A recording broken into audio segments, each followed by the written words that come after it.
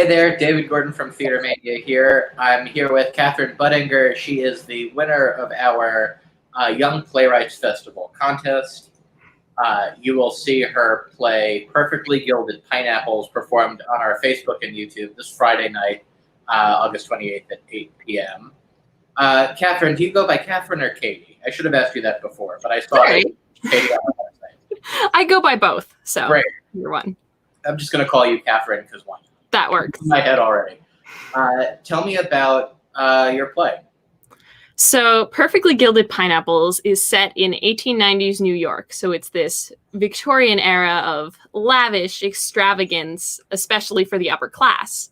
And these two young people meet behind a potted plant at this social event that neither one of them really wants to be at. And then they try to explain why they're behind this plant to various adults, and the whole thing ensues in chaos. How did you come up with this idea? This idea just kind of came to me. It started with a very basic concept, actually, for another piece that I was working on of these two people seeking refuge behind a plant at some tedious social gathering. And then I heard about this contest and I thought, oh, well, I'll totally write something for it. And I came across that idea in one of my folders and I said, let's see where this goes. So I went from there. You're in good company because the conceit of like hiding behind a plant, like you just see it everywhere in like, particularly in plays that are set at the same time that this one is. So I can see why you thought it would be like rife for writing about. And any like period drama that you watch with like the big party scene, there are always these plants in the corners for some unknown reason. Yeah. Why? What do pineapples have to do with the whole thing?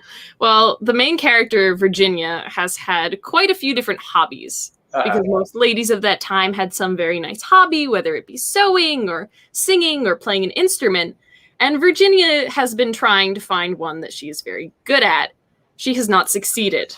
So she has decided to try growing pineapples. I don't envy her. Did you tell me about like what kind of research that you did into this? Are you like a fan of like this sort of period? I am.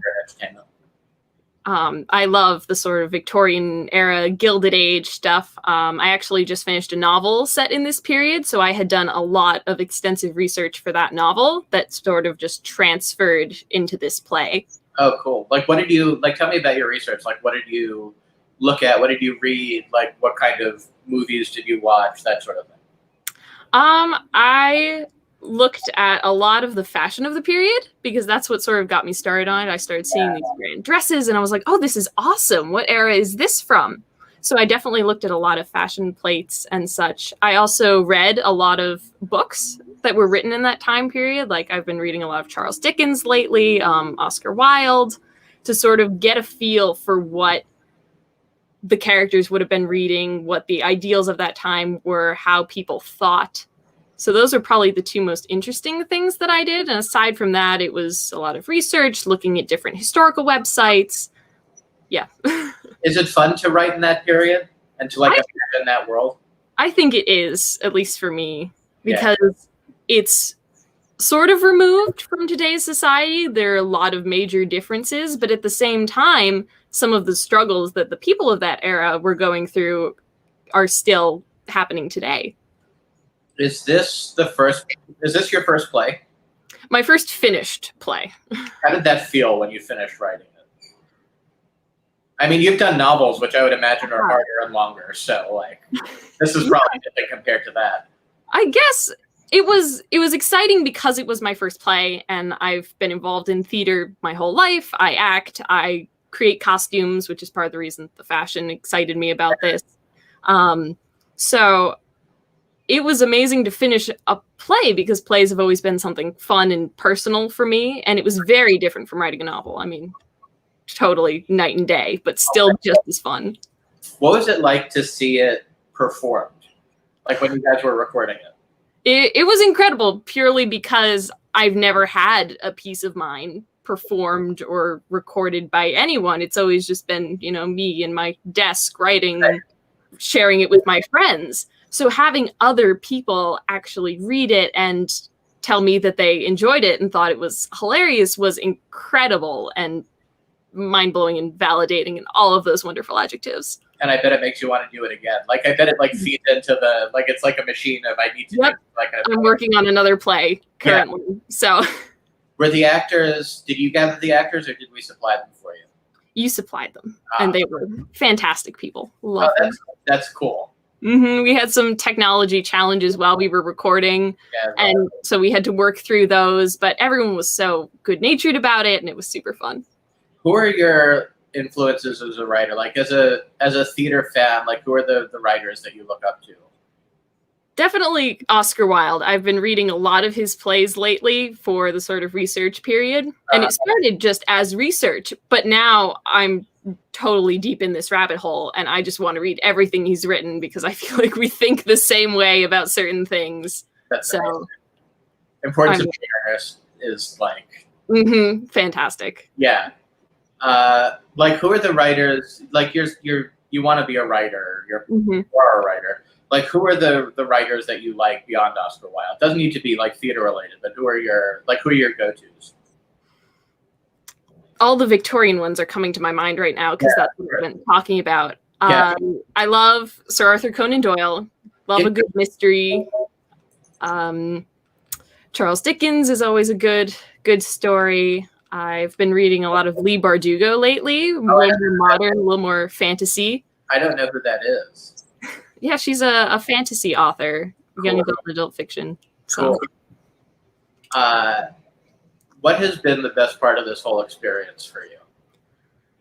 It's been incredibly validating, this being the first play that I've ever finished writing, and all of a sudden it wins, and I'm the only winner, if that makes sense. Like, there are runners up and all that, but I am first place. Like, I've won other writing awards, but it's always me and 10 other people, you know?